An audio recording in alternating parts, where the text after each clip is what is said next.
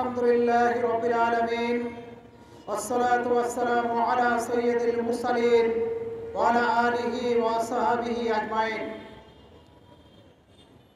মানবতার সংগঠন শহীদ কাফেলা বাংলাদেশ জামাত ইসলামী ঢাকা মহানগরী দক্ষিণের উদ্যোগে গতকাল গণ অধিকার পরিষদের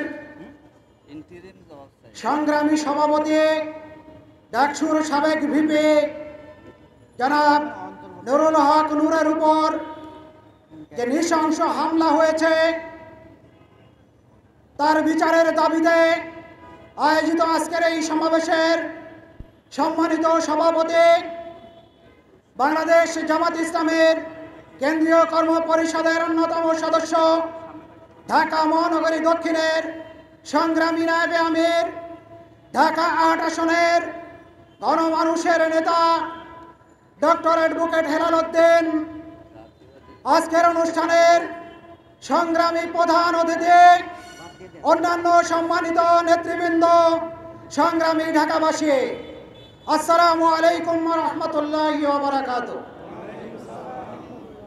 আমরা গভীর উদ্বেগের সাথে লক্ষ্য করছি গতকাল যে ঘটনা ঘটেছে, জুলাই বিপ্লবের পরে বাংলাদেশের মানুষ নতুন করে কোনো ফ্যাসিবাদী আচরণ দেখতে চায় না। বাংলাদেশ সেনাবাহিনী, আপনারা বাংলাদেশের দেশপ্রেমিক একটা বাহিনী, আপনাদের প্রতি এদেশের মানুষের আস্থা রয়েছে। অনুরোধ করব, এমন কোনো আচরণ করবেন না যেন বাংলাদেশের মানুষ আপনাদের থেকে আস্থা ফিরিয়ে নেয়। সংগ্রামী ঢাকাবাসী, কালকে শুধু নুরুল হক নূরের উপরে নির্যাতন চালানো হয়নি, একজন ফ্যাসিস্ট বিরোধী আন্দোলনের অন্যতম নেতাকে আহত করা হয়েছে।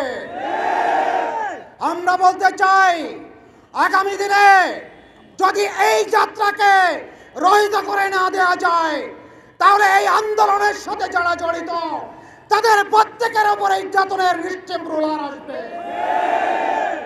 এটাকে এখনই রুখে দেওয়ার সময়।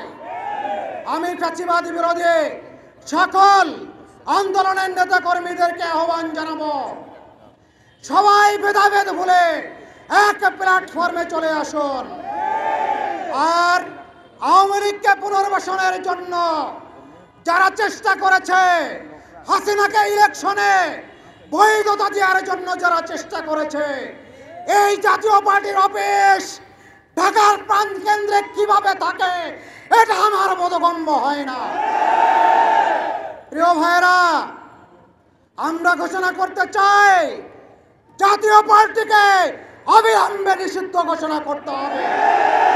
আর কালকে যে ঘটনা ঘটানো হয়েছে, আমি মনে করি সেনাবাহিনী, আমাদের যত বাহিনী আছে তাদের ভিতরে দেশপ্রেমিক ফ্যাসিস্ট বিরোধী সবচেয়ে বেশি লোক আছেন, বাট সেই আওয়ামী লীগের প্রেতাত্মা কিছু লোক সেখানে আছেন, তারাই এই ঘটনা ঘটিয়েছে।